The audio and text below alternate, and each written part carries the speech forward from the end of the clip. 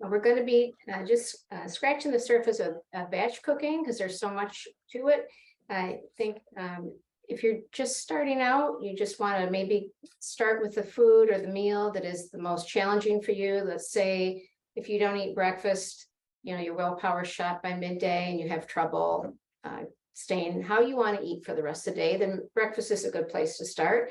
If it's lunch or dinner, whatever it is, I'd say start with that. I was in a Facebook group and one woman, they had kind of complicated meal plans, and one woman, she was new to it. She decided, she tried and she posted that I've been batching for 5 hours. I don't have anything to eat and I'm starving. So I just think starting small and, you know, working your way up. You don't have to do it all at once. You can certainly use chopped vegetables and bagged lettuce and all that stuff so that you can kind of even like frozen rice and canned beans, whatever, to make it easier and more manageable for you.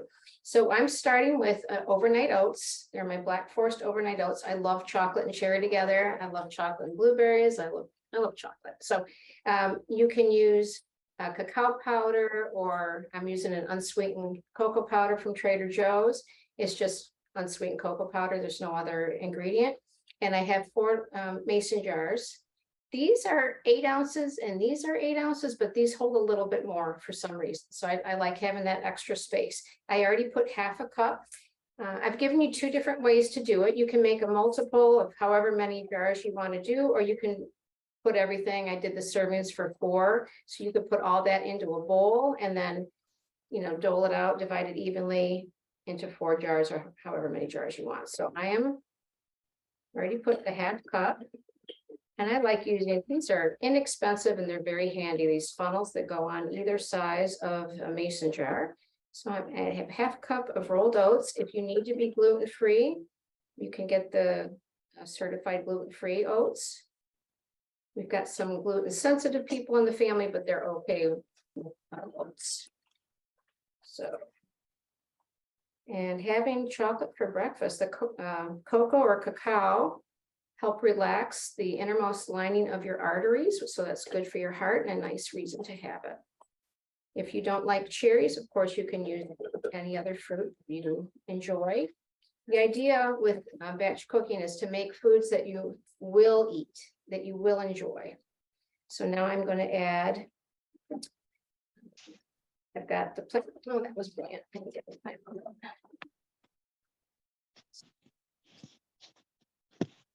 And I like to stir at this point just to get the dry ingredients incorporated a little better.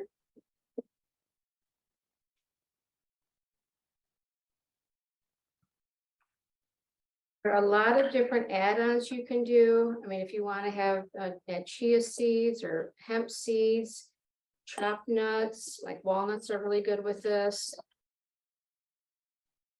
Cacao nibs, shaved chocolate, chocolate chips. There's so many different ways you can take this.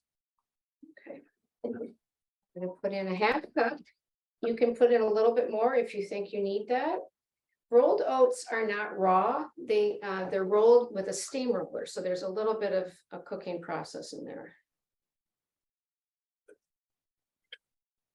And I prefer, I'm just used to this. Do whichever one way works for you. You can think you don't want to measure it out this many times. You might think you don't want to have to wash a bowl. It's not necessary. You can use whatever kind of plant milk you enjoy and have on hand. These come together so quickly. And they're just so easy to grab and go. You can warm them up if you'd like, or just eat them out of the jar. I think it's kind of fun to have a jar. Like, I love blue glass and it just looks attractive to me. So I like, it just makes it more appealing. I'm going to add 1/4 teaspoon of vanilla extract.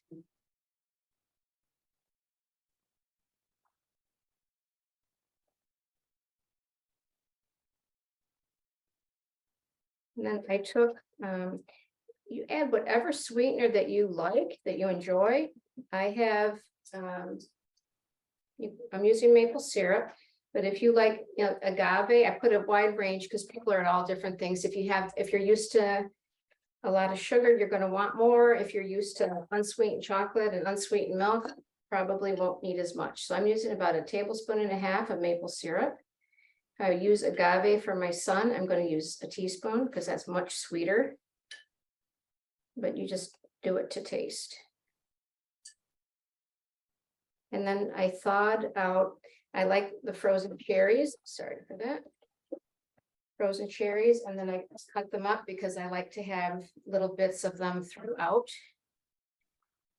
Overnight oats. And I like to have that, the juice coming out there. So I'm just using 1/4 cup. More than that one.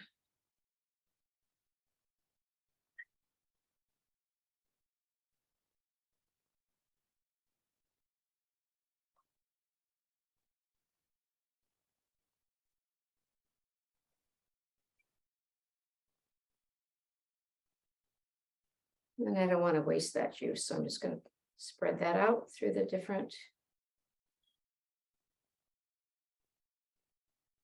jars, and that's it. But you can stir it up or you can shake it, whatever you want to do. Just make sure everything is pretty full. So I just turn them upside down a little bit. Put them in the refrigerator for at least 4 hours. They can go overnight and they'll last easily. I got cherry juice all over this, so that'll be an attractive color pattern. Anyway, that's it. They're easy and they're already done. So I hope you enjoy it. Like I said, you can change it out for other fruits. If you don't want the cacao powder or cocoa powder, you don't need it. Just play with it and play with the additions. Make it work for you. And off to you, Vicki. Vicki. Thank you. Thank you. And thanks for having us, Olivia and Gail. And those look really good, Michelle. I love overnight oats as well.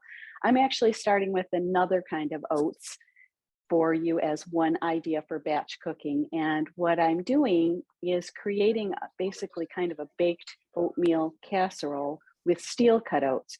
So it's a slightly different take on the same idea of having with batch cooking, the idea of preparing enough to have for several days, maybe throughout the week. And so the idea of whenever you prepare something that you always prepare enough for several meals. And so what I'm starting with is, in this case, a little variation, what I'm calling baked strawberry banana steel cut oats. So I'm starting with just 2 very ripe bananas that I'm going to mash. And in this case, the banana is going to become part of the sweetener. So we're adding, it's starting with a little bit of the sweetness from a ripe banana, and we're going to mash that up. And then that becomes the base. So I'm just going to mash that up just slightly more. We're just about there. And then to that, I'm going to add my other ingredients. So I'm going to actually add in here 1 tablespoon of vanilla. And it's funny that Michelle and I are both doing vanilla. I don't always do vanilla with my oats. I sometimes just do cinnamon. And you could certainly do that instead, which has all kinds of lovely antioxidants. But I'm using vanilla this morning, or this evening. And then I'm adding to that some steel cut oats. So I've got 1 cup of raw steel cut oats. I'm adding that. And then 1 quart of almond milk. I'm using unsweetened vanilla almond milk, but that is just because it's what I like to do with baking these oats. But you can use any kind of plant milk you like. So it could be oat milk or cashew milk or soy milk, whatever you like. And in fact, it could be sweetened. I just like to use the unsweetened. So I'm adding a whole quart here. So it's all of the milk. Basically, we're kind of putting all of our milk into this that you often think, you'll add some milk to your oatmeal. We've got it all baked in here. So this becomes kind of your full oatmeal breakfast. And what's nice about this is it can be used for more than just breakfast. It's really a nice, simple lunch if you're looking for something that's not too heavy. And it's a nice snack in the afternoon or even evening if you're looking for just something you want to you know, just a little extra something, and it's nice and kind of sweet from all of this fruit that we're putting in here. So I've got my bananas, our steel cut oats, our vanilla, and our milk. And now I'm going to take some strawberries. And I actually, in my recipe that you'll see, I talk about using 1 cup of fresh strawberries. I'm actually using frozen strawberries today. You can certainly use the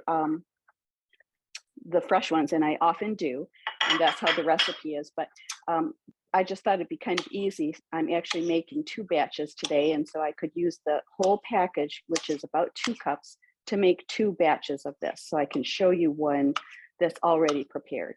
But I'm going to just dice this up. It's a nice place to use frozen fruit because it's getting cooked anyway. So it's going to end up nice and soft. So I'm just dicing this up a little bit.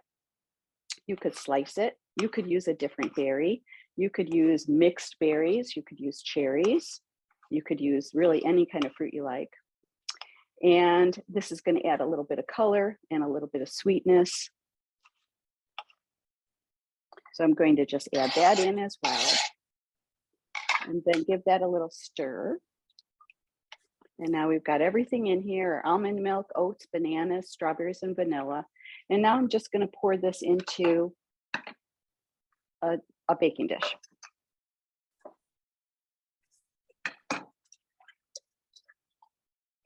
We'll make sure we get everything out of there, out of my bowl. And then we're going to put this whole thing into the oven at 350 for just about an hour. So it could be slightly less if you like, if you would like your oats a little bit, you know, not quite as, I'm going to say firm, because what happens as we take this out of the oven is it's going to firm up, kind of set like a pudding would. So this is how it looks as it's ready to go into the oven, just very milky and with all of these ingredients mixed in here. We'll stick this into the oven for an hour, and for demonstration purposes here, I made one just a little bit earlier that I'm going to show you. And when it first comes out of the oven, it's really kind of soupy almost. I won't say all the way to soupy. It's kind of like a pudding, kind of thick, but it firms up and looks like this. And at this point, you can actually kind of slice it. So I'm going to show you. I'm going to just move this so I can get to this. This will go into our oven. And to serve it, you can actually scoop it out with a spoon when you first comes out of the oven if you want to serve it hot. But now it's at room temperature, and it actually slices kind of like a coffee cake would.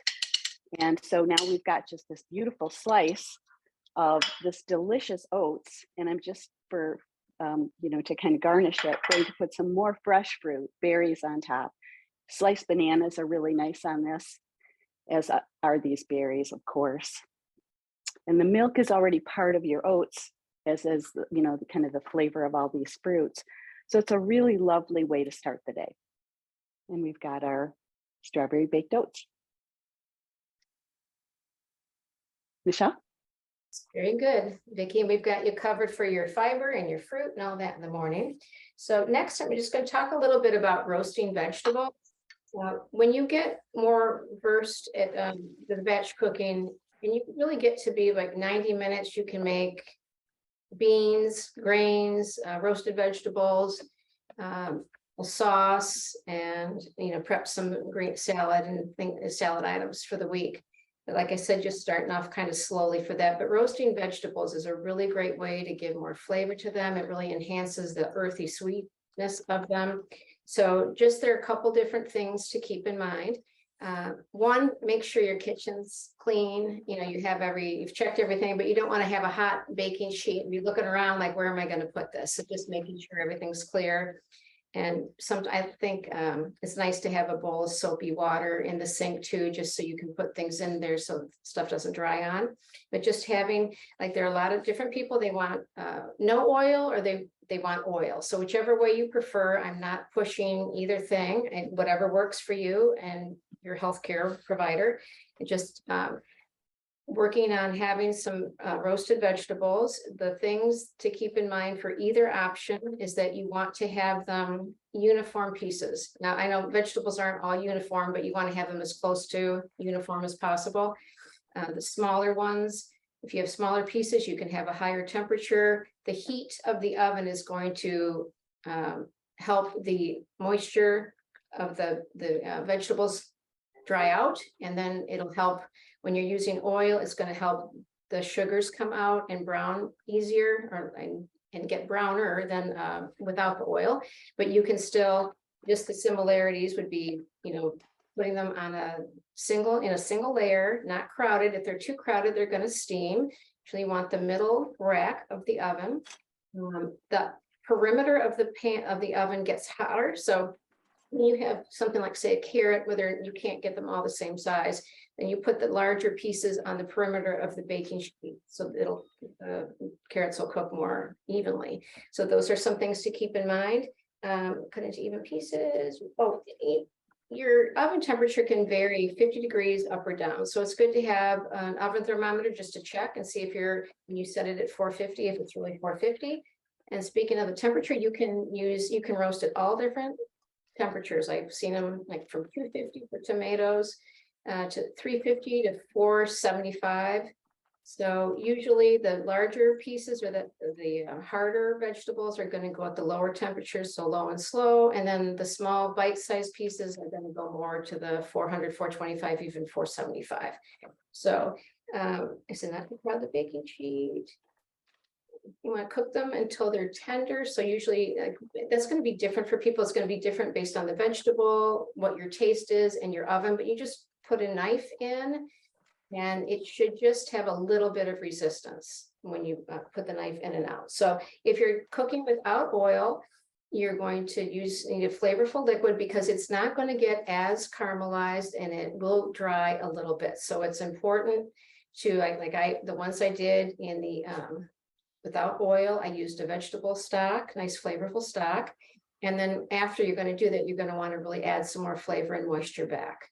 So that's one approach, because they are going to be a little bit drier. So tossing them in intensely flavored liquid and adding herbs or spices will help. And it also keeps them from getting too dry. On the subject, either way, oil or no oil, when you serve them, you want to have them in a shallow dish, because if they're piled into a deep dish, they can steam further and they'll lose their crispiness. So single layer for cooking and shallow dish for when you're serving. And I cooked these earlier. And I did half the tray with oil and half the tray without. And with either method, when you put them in a bowl, put the salt and pepper, if you're using it, on right before you roast, because the salt's going to take the moisture out of the vegetables and it can take too much. So you want to do it right before. And if you're using a dressing or the broth or oil, whatever you're using, take the vegetables out of the bowl and set them on the tray, the baking sheet, rather than dumping the bowl onto the baking sheet, because you'll get the excess liquids that you could avoid otherwise. So this is, I did not use much oil. I used grapeseed oil, and really I used maybe a teaspoon, just rubbed it in. Just so you have an idea. They have a bit of a sheen that the other ones don't. And I'm not having a preference, I'm just letting you see the difference for yourself. It's just a few of them. Can you see? These are the ones with, watch me send Brussels sprouts all over the room.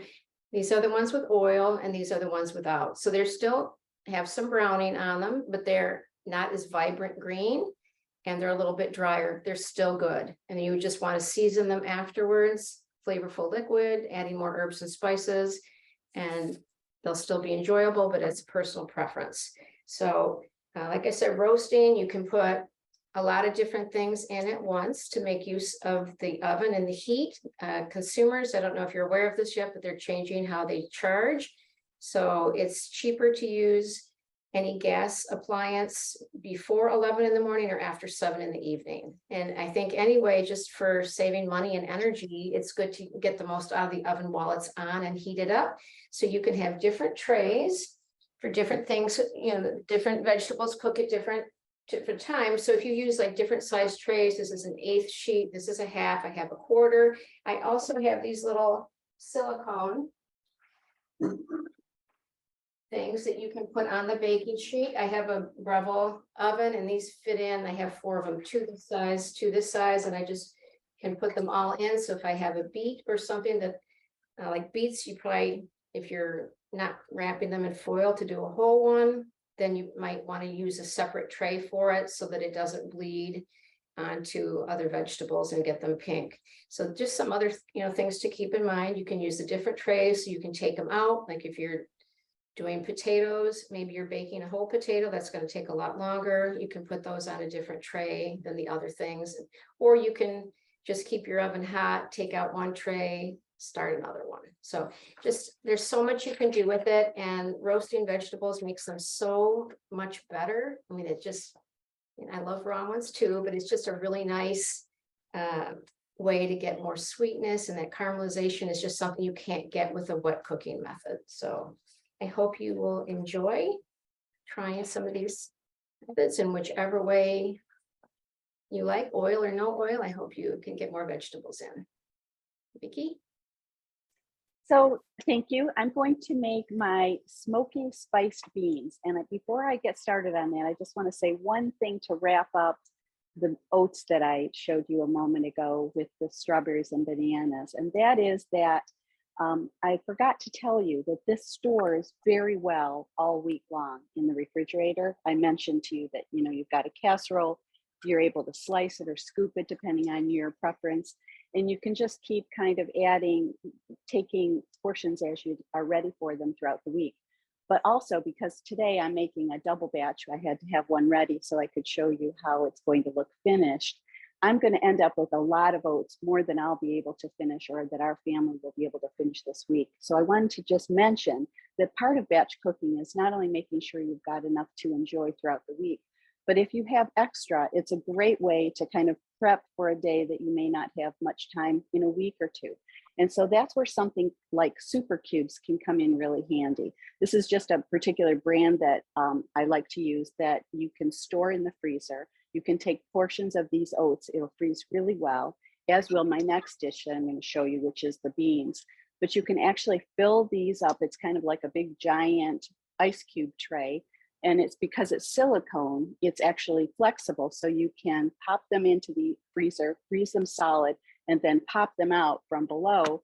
They actually have an airtight lid. They come in different sizes. These are 1 cup sections. They come in 2 cup sections and smaller ones as well, so that you can take almost any leftover that you have that is still delicious, a pot of soup, a spaghetti sauce, anything that you might have that is ready for the freezer and you may not finish it this week. It's another way to kind of batch, because you can have something ready for a day in the future when you won't have time to prepare. That way, all you need to do is pop a cube out and heat it up in the microwave for a few minutes. So I just wanted to mention that because I use these all the time, and you can just keep reusing them, keep washing them out. So you can pop this out, whatever happens to be in here, put it into a Ziploc freezer bag and reuse these cubes over and over. So, so that is that. Now we're going to make our beans. So I've actually started by sauteing an onion. You know what? I'm just going to grab a handle, something that'll protect the handles here from the heat. So I've got an onion that I sauteed ahead of time in this pan, and it's nice and golden. And I actually didn't use any oil, so this is just a method of just water. You can certainly use oil if you want to, but I've gotten it nice and caramelized. You can see how dark it gets just with just the water, just by sitting on that heat.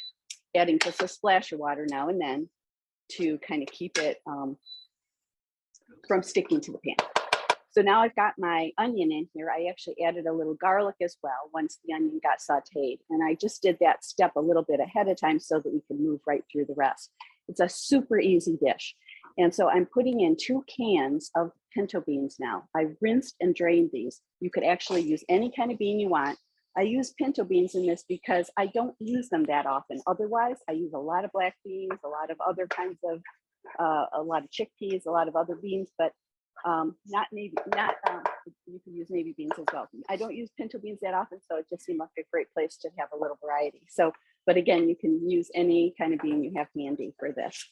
And so I'm adding the pinto beans now and a can of tomato sauce and just a little 8-ounce can. And then half of a cup of water. And the reason I'm adding the water is because I drained the beans. So I want a little liquid back in there. You don't have to drain the beans. Some people like to just use them straight from the can, but I like to drain them. And so now I've got my liquid on in here, my tomato sauce and water added to the beans, onions, and garlic. And now comes the fun part. Here's the flavor. This is the smoky part. So I've got all my seasonings in a little container, which just saves time. So I just kind of like to get that prepped so that it's nice and easy when I'm ready to put this all together. And this is a combination of some smoked paprika and some chipotle powder, some adobo seasoning, a little Cajun seasoning, and a little salt and pepper. And so that adds all this flavor. And so this is a really fun recipe because it comes together so fast. So in just like 2 minutes while we're talking here, this is going to be ready to use. If we weren't on camera, I'd probably make sure it gets nice and thick before I use it. But today I might go a little bit ahead of time. Let's see if we can get this to simmer here. Yeah, I'm going to turn up the heat. But while I do, I just want to tell you that when these beans are ready, there's so many ways you can use these. One way is just what I'm going to show you right now, using them with rice over a tortilla. But you can also just use these on top of a potato or a sweet potato, or just on top of toast for a breakfast, kind of an English breakfast of beans over toast, or an Ezekiel English muffin, for example, or whatever kind of morning toast you might enjoy. Over potatoes, as I mentioned. One of my favorite ways to use these beans is in a mashed potato bowl. So I set up a bowl, nice big bowl with mashed potatoes, add a big pile of beans and then some roasted vegetables or steamed, some broccoli, whatever I have on hand, something colorful to add to the bowl. And then maybe cover it with a little bit of, could have a little yogurt on top, non-dairy yogurt, or a little cheese sauce, non-dairy. Yeah, so we're boiling, we're simmering, and we are ready to go. I'm going to just turn this off. And we are ready. This is simmering and bubbly and ready to use. So I'm going to just show you how we pile this up. A nice batch of beans that you can use again all week, or you can freeze extra. You could double this. You could make this into like a taco night. So there's lots of things you can do. But here's what I'm going to do to show you today. A nice way to have an easy lunch. I'm using these little Ezekiel tortillas, the taco size. They're the small ones, but you can use a bigger one if you want. I toasted this briefly just because I like it a little crispier. You don't need to do that. You could use a corn tortilla. You could use whatever you like. I'm going to start by just putting a little bit of avocado, mashed avocado on top. I actually just found these not too long ago, a whole package of this mashed avocado at Costco. And all it is literally avocado, lemon juice, salt and pepper. And so it just becomes kind of a nice base that's sort of a glue for our tortilla. And then on top of that, I'm going to put some rice. You could use any kind of rice you like. As Michelle mentioned, you can always buy rice that's already cooked in the freezer section and just, warm that up so that you've got that handy. I actually made a combination of brown rice and black rice, which is kind of somewhat new to me. I had had it a long time ago, but not until fairly recently did I realize how much I love it. So it's this very dark, rich, I made a mixture of half and half, brown and black, and that recipe is included. I made that ahead so that I'd have it ready for you here. And then I like to have that left over. This also freezes well in super cubes or something like that. And I'm mentioning this brand just because that's what I have, but there are other brands out there that do the same idea. You just want to have something that you can freeze. In fact, you could use glass or any other, container that works for you in your kitchen. So now just covering it with some rice. So I've got some rice over that avocado. Now I'm going to spoon some beans on top. How lovely is this going to be? And then just maybe cover it with a little bit of lettuce. And we've got a very easy lunch. You could have as many of these as you like, and it's really flavorful, full of fiber, keep you full all afternoon, and it's super easy. So this is something you could have on hand. These beans, some rice, you can substitute, again, potatoes, a different grain, whatever you like. And that's lunch. Looks good. Michelle? It's good, Vicki. I just want to say that black rice is also very high in antioxidants, and it's pricey but delicious. So doing what Vicki did by mixing it with the brown rice is a great idea. It's also called forbidden rice if you're looking for it in the stores. And Vicki said about the super cubes, so I wanted to show a different size. I love these. I love that they have the lids, you can stack them and then they don't get not great. Like this is the first one I got. These are a lot cheaper, and I found that it just didn't stay as fresh that way. So I do like the lids, they're sturdier. I really like that. I'm also going to say, while you're putting things in the freezer, it's a great idea. If you're not putting them into a Ziploc or some kind of freezer safe bag, which I don't recommend putting anything in the freezer in a regular plastic bag because the chemicals can leach. But if you're using the Ziploc, you can write the item and the date on it. If not, if you're using a container, make sure it's freezer safe. And then something like this freezer tape, because regular tape might not stay. And that can make it fun when you go to get something that might look like something else, and there's a tape on the bottom of your freezer and it's not on the item. So one story I heard was a man was trying to make a blueberry smoothie, but the blueberries looked like the black beans to him and they weren't labeled, and that was not. So it's just little things to do to make sure you put the date, label them and all that. So along those lines, when you're, like Vicki said about batch, and then you can freeze. If you do batch a big thing of beans, I like having like chickpeas, I think are really versatile.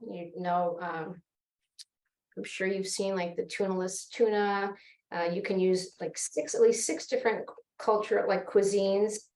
Use it, like Italian, Moroccan, African, Turkish, Greek, Indian. They all use chickpeas. So in their cuisines, so you can make a big batch and make all different foods that are not at all alike that you have for the week, like a coconut braised chickpeas, spinach, like I said, the tuna salad, the you can do like a Moroccan stew, all different things. So I'm making it a little different tonight. I'm going to do a burger with chickpeas. Usually if you Google bean burgers, you're going to see a couple pages of black beans. So I just thought it'd be kind of nice to do something different. These are Mediterranean bean burgers, and they've got a lot of different colors, which is good for us, a lot of different ingredients. The idea for our gut microbiome, it's a good idea to get at least 30 different foods throughout the week. And what Vicki and I are showing you, we always give you stuff so that you're going to get your 30.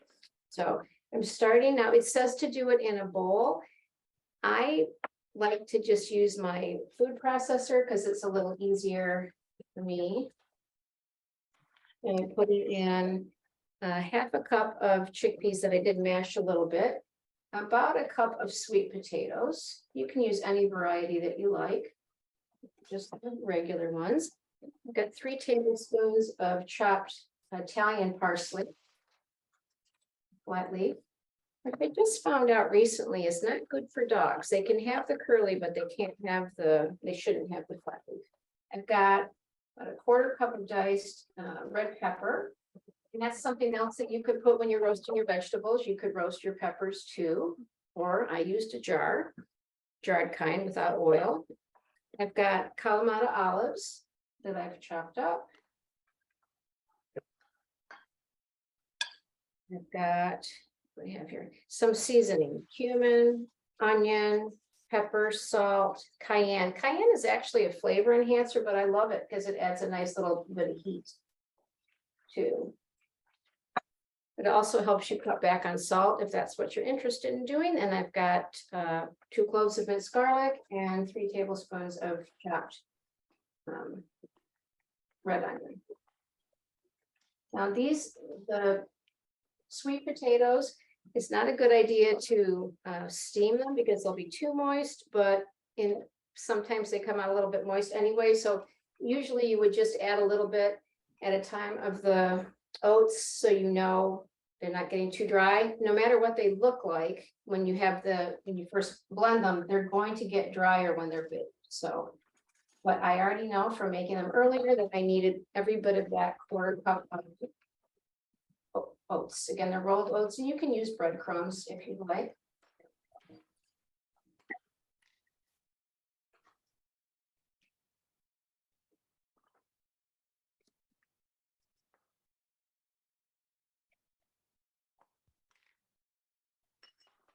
They should just kind of stick together. So what I'm going to do this here. You can just form them with your hands and make a patty. I like to use these rings.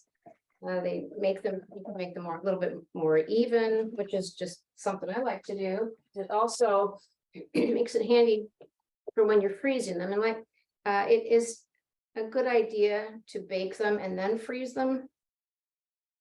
But they work really well like that. You're just gonna separate them after they've cooled down. You just separate them with parchment paper.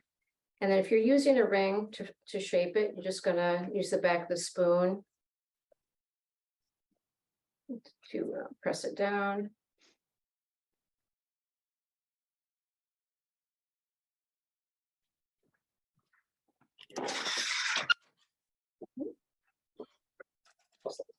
It makes about 4 of this size, or you can make them for sliders. I've served them as a small bite and a like crostini kind of thing with pickled onions and pickled cucumber. You can put harissa, you can put any kind of, hummus that you enjoy on there. That's really versatile. You can put these in like just on a burger bun. You can put them on pita, in a wrap, in a bowl, however you'll enjoy them. Because the big thing about this, you want to have some kind of plan, and you want to make food that you will eat, that you enjoy. So one thing people tend to do, they might just go to the grocery store and not really have a plan for what they're going to make. So like, oh, that looks good, that looks good, that looks good. Put it in the refrigerator, kind of forget about it. And then maybe in a week or two, it doesn't look so good and you're throwing it out. So just have a plan and make sure you've checked like your spices. Because if you're batch cooking, you're going to use more spices at a time. And it's not fun if you think you have garlic powder, onion powder, and you just don't have enough. So, and then check how old they are. I was helping my mom go through her spice cabinet, I don't know how many years ago, and she had a some Farmer Jack spices, and that Farmer Jack's went out of business for like 20 years ago. So they were no good anymore. So anyway, this is going to go into a preheat oven at 400. I'm not going to do them all right now. With most bean burgers, they're a little tricky to flip the first time, letting them get caramelized, like with the vegetables. The more you let them just sit and caramelize, they're going to be easier to turn and browner. And then, so about 20 minutes in the 400, carefully turn them over. There's a little bit of forgiveness. You can kind of, if they break apart a little bit, you can kind of push them back together when you're turning them over. And I made smaller ones for the first batch. And they're just how they look when they're done. So you can, like I said, on a bun, wrap, bowl, pita bread, however you'll enjoy them. And that's that. And you can put them in the freezer. They will last for a while. Just be sure, like I said, you're going to separate them with parchment paper and put them in a freezer safe container and label them. So back to you, Vicki. Thank you. So the last dish that I'm making tonight is what I call a creamy roasted cauliflower pasta sauce. You could actually use this sauce over anything. I call it over pasta because that's what we usually do. Really good though over other vegetables, over potatoes, things like that. But I'm going to show you it over pasta. Really easy, really low calorie, if that's something that's of interest to you. And just a really nice, easy go-to in our family. So we start with one whole head of cauliflower, cut into florets, put into the oven in a roasting pan at 400 degrees is how I do it. But again, as Michelle said, you can roast anything at any temperature. About 400 degrees for roughly 40 to 50 minutes, depending on when it's fork tender. So this is what it looks like coming straight out of the oven. It's nice and golden. I did this a little bit ahead of time so that it's now cool enough to touch, but you can still use it when it's warm. But I wanted to make sure it was ready. So into a blender, all these ingredients go. So we're going to put the whole cauliflower in here along with the other ingredients. So bear with me as we try to not have them fall all over the floor. So we're going to just put all that cauliflower in here, every bit of that delicious flavor. And then, when my dog Ella comes out here, she's going to enjoy the cauliflower that fell on the floor here. So now we've got our cauliflower started, and to that I'm adding 1 sauteed onion. So just as you saw me do the onion here to get started with the garlic, I did one ahead of that time as well, so that I could have that prepped for this. So we have just an onion that's cooked and a cauliflower that's cooked, and then we're going to add the seasonings to this blender. So here we go. We're going to add our liquid. We've got 1 cup of, I use soy milk for this. You can use any kind you like. Then 3 tablespoons of lemon juice, some nutritional yeast, our seasonings, which is salt and pepper, and a little Creole seasoning, and we're just going to blend this up. So we're going to make a little noise right now.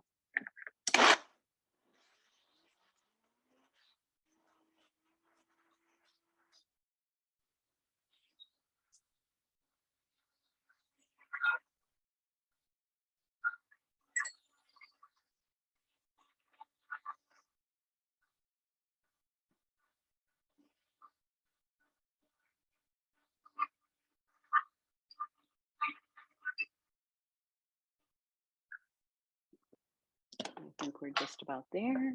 Yep, nice and creamy. That's how fast that comes together. And I warmed up some pasta we actually made last night for something else, and I had some leftover pasta. That's what's going to be our base.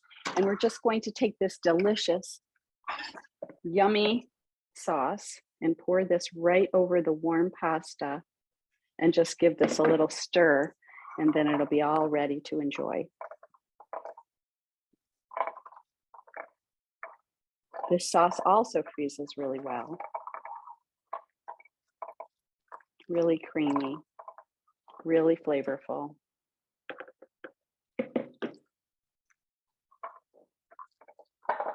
And you can use the extra sauce, put it into a jar, and just use it throughout the week over vegetables, things like that. And just a little bit of cilantro to garnish. And we've got our creamy pasta that fast. And that's that. So we've got on my end over here, our beans and rice on a tortilla, and our breakfast and our pasta.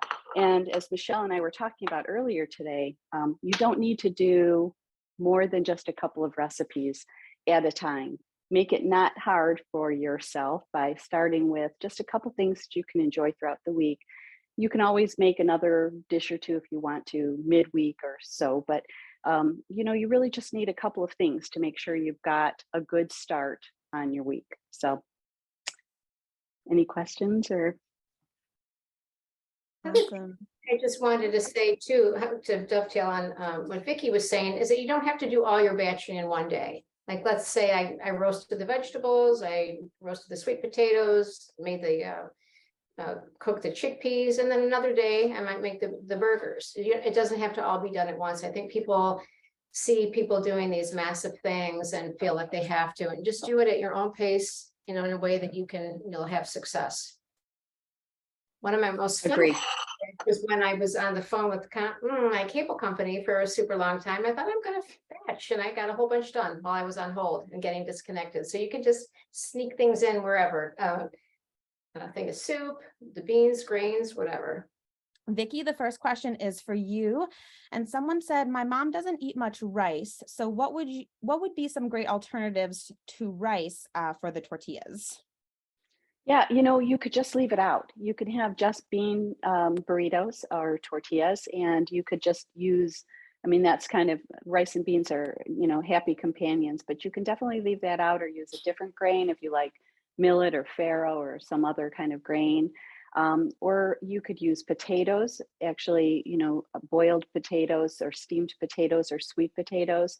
You could use roasted vegetables of any sort, truly anything you have on hand. Peppers and onions, carrots, Brussels sprouts, cabbage, whatever you have and like, you could add. And you could also use any completely raw vegetable that you like. So it could be kind of a base for salad ingredients on top of those beans. So it makes it a nice combination of textures. And I really do like kind of mixing and matching rice and beans or quinoa. I forgot to say quinoa, that would be a perfect fit on here as well. But also, with any kind of fresh, crunchy things on top, like lettuce, cabbage, any kind of baby green that you like, cruciferous vegetables, cooked or raw. So all of those things are just nice to mix and match, cooked or raw vegetables, potatoes, grains, and so forth. Awesome. Lots of good suggestions. Okay, the second question is for you, Michelle. Someone was wondering, where did you get the rings for shaping the burgers and what are they called? How can people find them if they want to use the same method? Professional stainless steel 11-piece round cutter set. I got it on Amazon and it's just got all these different sizes. I'll use the smaller ones for, like mini cheesecakes or just, they're very versatile. So I like them. Again, this is the kind that I have. You can see that. Awesome. And sorry, where did you say you got those? Amazon. Okay. Someone asked or said, new to this, where can I buy nutritional yeast? Someone did answer, you can get it at most grocery stores. Definitely Trader Joe's has a good one. Honestly, almost every grocery store I'd say has nutritional yeast these days. Vicki and Michelle, do you have a personal favorite brand? I know some are fortified, some are not. Trader Joe's and Kroger are both places that I buy it. Yeah, I get mine at Trader Joe's and I feel I like having the fortified just to get more of the B vitamins in. So that's where I get mine. It's more reasonably priced. You can pay a lot more at different stores. So Absolutely. Yeah, same. I always stock up when I'm at Trader Joe's and it is quite reasonably priced. Okay. Cheryl asks, is the non-dairy milk in order to make it vegan? Yes. Cheryl, that is correct. Let me see.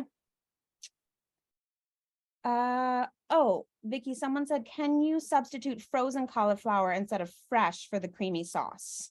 Yeah, you probably could. I roast it and that gives it a certain kind of caramelized flavor, but you absolutely can use, and that's a perfectly legitimate solution to saving a little bit of time. You can definitely use the frozen. You can skip the entire roasting process and just maybe microwave it, or just you want it to be cooked because it does create a creamier texture after it's already tender. But once you could definitely use do a 5-minute version of a microwave cooking it instead of roasting it. I think the roasting gives it a little extra flavor, so that's why I like to do it. But you can definitely skip that step if time is essential.